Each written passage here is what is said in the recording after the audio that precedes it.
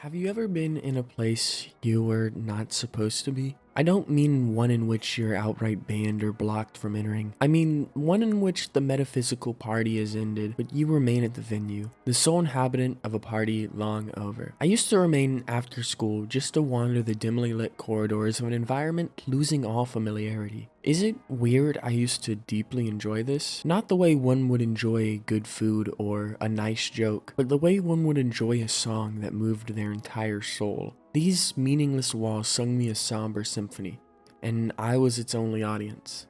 I wanted to wander forever. I used to think I was the only one with these fantasies. I felt weird because out of all the countless worlds I could place myself in, sailing the sea and plundering riches as a pirate, slaying dragons and sitting with kings as a knight, exploring lost Aztec cities and learning history as I go, trust me, there is a lot I could have imagined. But instead, my biggest fantasy was to roam around a location abandoned but not decayed. The supercenter stretching further than Earth itself, lacking any company but myself with an eerie ambiance playing across its sound systems. My escapades around the darkened school simply being an attempt to reach this metaphorical high I was yearning for. I would attempt to explain this to my friends just to be met with the oh so popular phrase of 12-year-olds. That's weird, I know. In my search for some understanding of what I was feeling, mostly around YouTube because I really wasn't good at researching, I happened upon a video type I was rather familiar with. Unnerving images with eerie music. Something was off though. Instead of the dark rooms or staircases with some eldritch being peering at me, these rooms were empty. A slideshow of off-putting rooms trailed by just as unsettling of music. I found it. These blank rooms were the feeling I was searching for. The halls that appeared to extend forever. The vast cityscapes that held only myself, or the rooms I swear I had resided in once I was younger. They all filled me with trepidation, yet a soft bliss. The music told me I should be scared, and yes, in small aspects I was. What if I couldn't find food? What if I accidentally stepped into the overstretching pits with no visible end? What if I wasn't alone? All these genuine questions, yet I couldn't shake the urge that I wished to explore them. I wished I could somehow push through these images I was viewing this reality from and exist inside the environment. I wanted to feel the carpet beneath my feet or hear my echoing footsteps across the acoustics of an abandoned mall. I wished to exist in liminal spaces. Sicilian widow, looking for everything serious. Won't you give us a chance? Won't you give us a chance? It's the time for me. Liminal spaces, or at least the idea of liminality it derived from, are no new idea. Folklorist Arnold von Gennep wrote a book in 1909 on it titled Rites to Passage. People such as Victor Turner developed on this idea, and even Stanley Kubrick's award-nominated 1980 film The Shining has these liminal ideas. Look at this image from the film and tell me it doesn't belong in a liminal space compilation. But wait, all this time I've been discussing liminality and liminal spaces, but what does that even mean? Derivative from the Latin root limen, which means threshold, liminality is the distortion or ambiguity of being in between the beginning and the finished product. If the beginning is the blueprint and the end is the house, the liminal is the construction. So how does this idea paste itself upon environments? If we use liminality at its face value, then a liminal space is simply a space of transition like a hallway or a street. Many people who attempt to define liminal spaces stop at this idea. And while yes, it is correct, I can point out many flaws in this idea. First, why are there so many liminal spaces that are not hallways? While yes, I understand that places like hotels or gas stations are places that aid transition, why do locations such as malls or parks feel liminal too? I would argue that both malls and parks are usually entire reasons for a trip and are the destination at the end of the liminal, so why do they still feel weird? Second, what about nostalgic liminal spaces? If the liminal is supposed to be eerie and awkward, why is there a whole community around the comfort of some liminal spaces? Third, why do some hallways, which is the picture boy of liminal spaces, just not feel liminal? I think that the idea of liminal spaces needs further development, and while YouTubers such as Chris Index have developed on this idea, I'm going to assume you have yet to see his video on it, and while I highly recommend it, I will be establishing my own definition of liminal spaces for the sake of not sending you elsewhere. There are a few key details almost every liminal space has, and while not every liminal space will check every single detail, a solid mixed majority of these details can be located in almost every liminal space. 1. Liminal spaces must lack people or entities. See, humans have a premeditated disposition in the unknown caused causing irrational actions in what we perceive as self-preservation. Basically, humans fear the unknown. Not knowing the dangers of something, or if there is even a danger to begin with, is a core concept within all horror. Let it be a dark forest in which you do not know what lurks inside of, or creatures with unknown abilities. Humans naturally fear the unknown. This idea inside of liminal spaces, though, completely changes the emotions one would feel when viewing it. The unknown in liminal spaces and the unknown in horror are different ideas. Whilst horror uses the unknown to bulk up the threat and allowing the imagination to flourish, liminal spaces use the unknown to enlarge the environment itself. Instead of fearing what the creature does, you bask in the everlasting terror of lacking any knowledge of anything even slightly meaningful. Once you put a creature inside a liminal space, your brain is naturally hardwired to hyperfixate on this creature, which destroys the eeriness of the environment itself. 2. Liminal spaces work best when placed inside a different context. Even from an early age, we are taught context clues in order to understand the meaning of words or places. Whilst most liminal spaces lack the main context of people, sometimes more than just people give an environment context. Imagine a birthday party. Balloons wishing a grand time, cake and gifts lining the table, and joyous music accompanying this common event. Let's say we place this entire situation in a dark, eerie mall at night. Yes, the context clues do in fact tell us a celebration has indeed happened here, yet now it loses the mundane flair of just being some birthday party to feeling like something you're not supposed to see.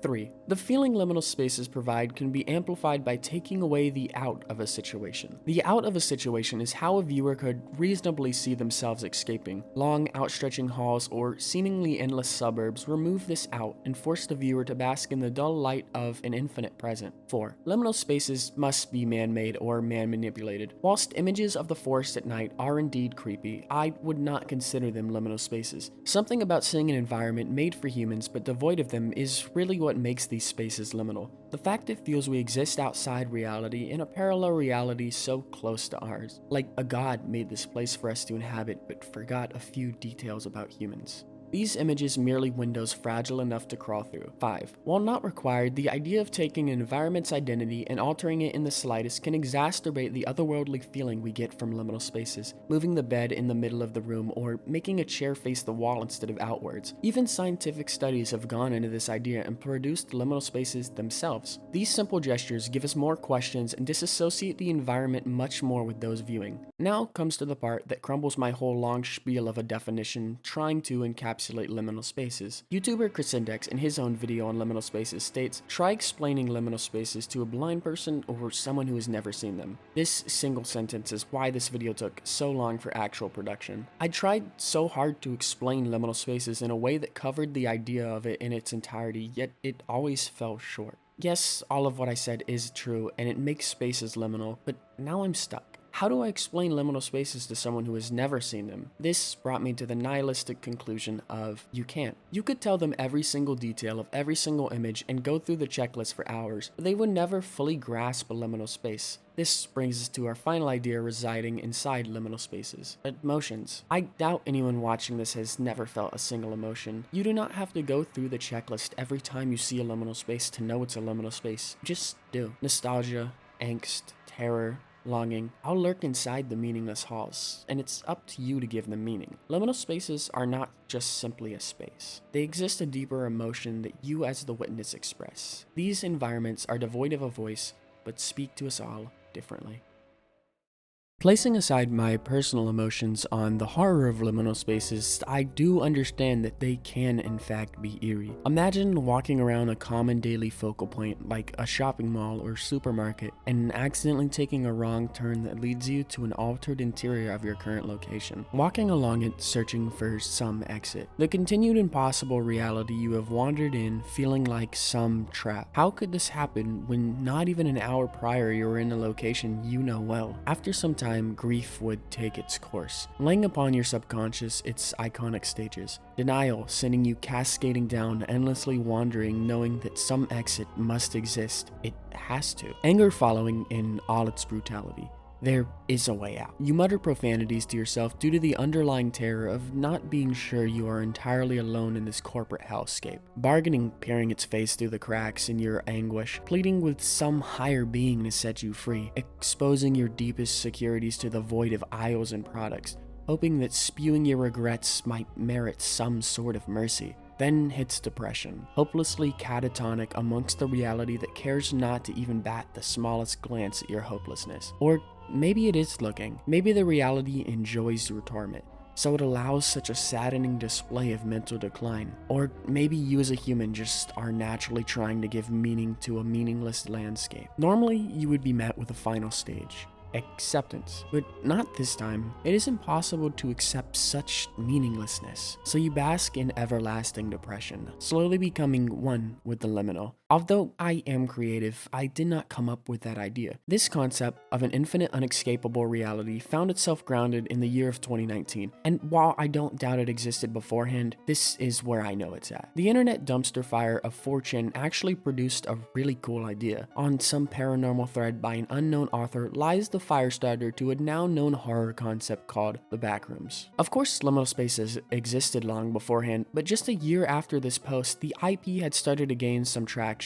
Thousands of new additions, such as levels with their own logic and concept, discussed and archived in several wikis, filling out the lore to this original post and creating their own images. But years later, one light would shine brighter: 10 pixels. An at the time 16-year-old creator decided to produce a video inside this fictional environment. He walked along the yellowed halls, accompanied by the fluorescent hum buzz and ruffling footsteps along a damp and yellow carpet. He explores the non-Euclidean geometry that seems to stretch outward forever with no meaning, but curiosity killed the cat, and our main character is no different. The video ends with a gross amalgamation giving chase, leading to the unfortunate demise of the one we view such events through, showing just how close his escape was. Spanning less than 10 minutes, this video skyrocketed the attention that the backrooms would receive. Hundreds upon hundreds of videos followed suit, turning backrooms into a modern-day SCP or creepypasta. But now lies a bigger issue. I've been using the backrooms and liminal spaces interchangeably, but there's actually a large distinction. Though the backrooms may take many aspects and aesthetics from liminal spaces, one large gripe existed even before the popularity. A juncture was formed inside the IP, started by the inclusion of entities. This is something I completely agree with. Placing some creatures inside the backrooms conflict with the most important rule of liminal spaces. Suddenly, instead of terror of the environment, you feel fear of an entity. Your brain hardwires itself to focus on the threat at hand, and now the liminal loses all meaning. This is why I do not consider the backrooms a liminal space, but instead liminal space adjacent. And to all the people who ruin liminal spaces with hundreds of videos including some creature, good job. No, genuinely. The liminal space community never died, but actually grew, and this is because a large recognition of the eeriness and off-putting environments sending people to the community. I do not really understand the individuals who shit on the creativity of people just enjoying a trend. Most of them are just kids enjoying the kick of horror, and while yes, I would agree that the backrooms is a little oversaturated, it's hard for me to hate on something derivative of my favorite experience. And yeah, I know I discussed such a large topic such as the backrooms so briefly,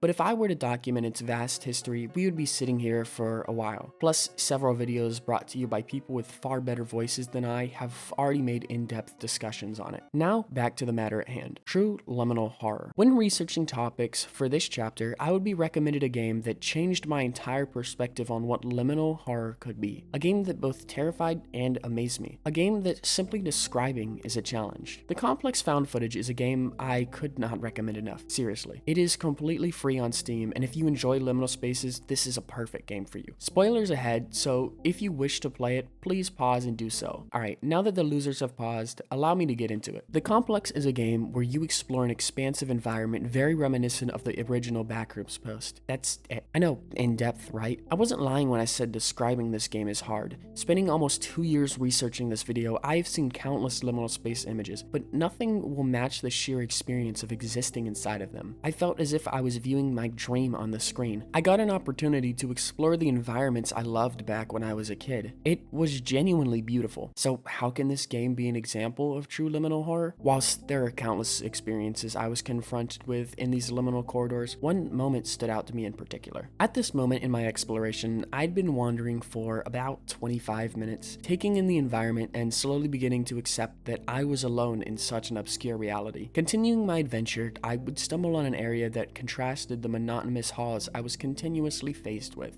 Not just in layout and geometry, but in feeling. Something felt extremely off, and I was yet to see. Like, my subconscious was screaming for me to locate this subliminal difference, but I could not make it any meaningful focal point. Then came the moment that made me completely reconsider any thought that I was alone here.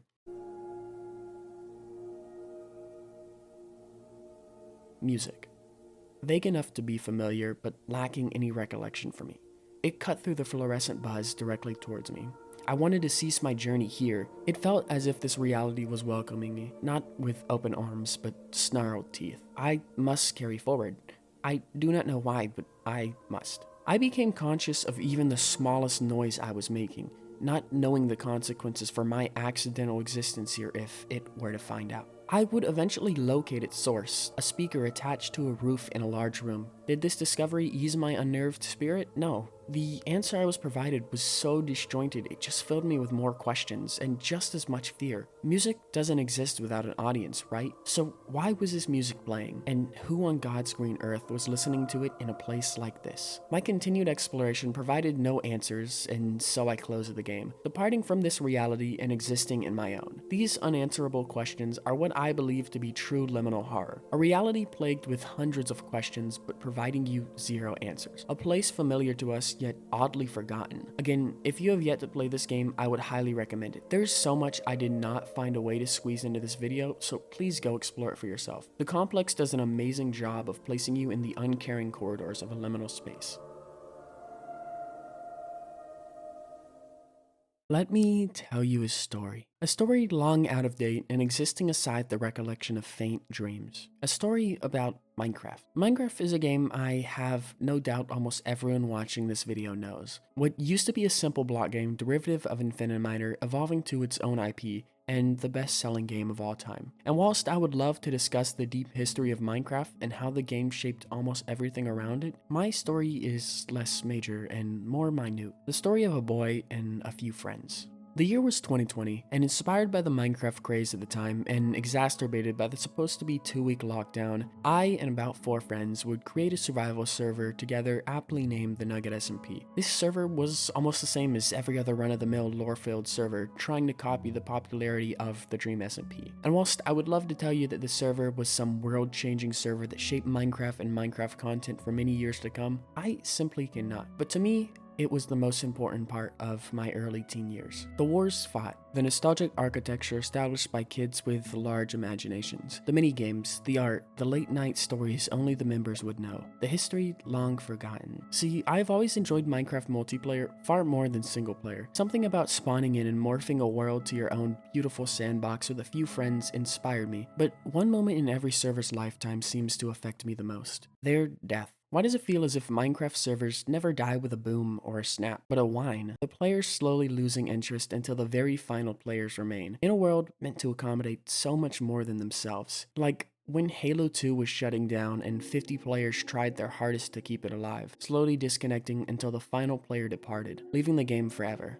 But unlike games metaphorically shutting their doors and packing up, leaving nothing, Minecraft servers most of the time remain online until either funding stops or updates destroy it. I have been the final player in many servers, sitting out with a couple random players that feel like great friends, ranting about our grand adventures inside this fictitious world, exploring and locating nothing but ruins of once bustling houses. It feels like Minecraft's versions of Canopsia. Feeling nostalgic, I decided to revisit old recordings I had taken of my own SMP. I felt like I had opened a scroll that told an unaging but ever-fading story. I looked through my old recordings, reliving the beauty I had misunderstood in my youth. 2 things struck me as odd though. Why did it not feel the same, and how did I forget all these details? Sometimes it was a farm I had forgotten its use, but other times it was entire houses that sat dormant, and I forgot why they were even built. If these places were important to me, how could I have forgotten them? And then a deep resolution struck me. This feels oddly liminal. It feels as if I was peering into unsettling images, but just like the complex, I existed inside of them. I reflected on liminal spaces themselves, mostly the oddly familiar ones. Were these places I'd forgotten the details to as well? Was I simply revisiting a fond memory of my childhood that adult me could not process?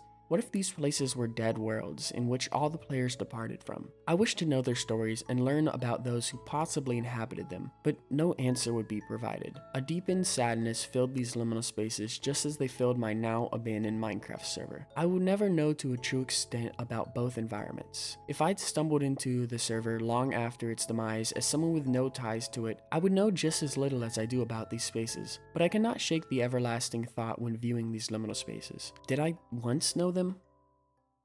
Just saying that liminal spaces are scary and saddening, while not completely false, I believe it is somewhat misguided. Liminal spaces are unnerving, and at some points downright scary, yes. Sometimes they fill me with a deep, unexplainable sadness. But sometimes, when the day is rough and life feels heavier than usual, I admire these spaces, viewing them on my phone or watching some compilation to soothe the burn the day had given me. If these spaces were supposed to terrify me, why do I still wish to exist inside of them? If I could walk these infinite corridors with no one in sight, if I could explore the IO stretching beyond limit, if I could swim in Jared Pike stream pools, I would be all the happier. I cannot seem to shake this eerie comfort liminal spaces provide me. Why is this? With an entire community surrounding this idea of comfort residing in these atmospheres, I know this feeling is not solitary to me. Countless people also feel the same weird wonder inside of these images. Nostalgia is a prevalent idea inside of, and while not all encapsulating, holds steady to the feeling behind this comfort. Seeing a cheery Christmas landscape devoid of everyone, leaving you full permission to explore, or in Infinite Toys R Us, checks all the boxes for what we long to see again. But I feel just saying I miss places from my childhood misses a large mark. I've never been to any locations like the pool rooms or even the original backrooms post, yet I still wish to be a resident. It's a weird, deep melancholy. I feel as if I missed something exciting as a kid and am now barred from entry as an adult. Then hits the simplicity. All the best and most nostalgic liminal spaces are not some complex lore-filled location. Their dull nature brings them beauty. Humans naturally create deep meaning in everything, let it be inside our world or far, far beyond it. We as humans find comfort in the known and have created a relative order to everything.